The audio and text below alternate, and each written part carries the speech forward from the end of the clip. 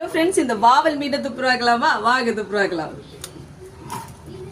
அதுக்கு முதல் இந்த சைடுல பாத்தீங்களா இது வந்து இந்த ரிப்பன் மாதிரி இருக்கும் இந்த செட் பாத்தீங்களா இந்த மாதிரி. அதுக்கு அப்புறம் இந்த பக்கம் முள் இல்ல இது வந்து ஒரு செட்ட மாதிரி.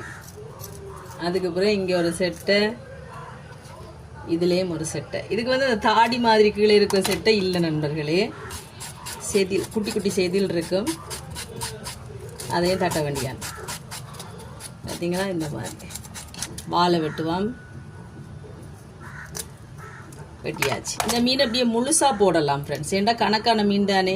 அதுக்கப்புறம் இந்த தலைக்குள்ள பார்த்தீங்களா இந்த பூ இருக்கா இப்படி பிச்சு எடுக்க வேண்டியா. அப்படியே இந்த ஊத்தையெல்லாம் வந்துடும் பார்த்தீங்களா.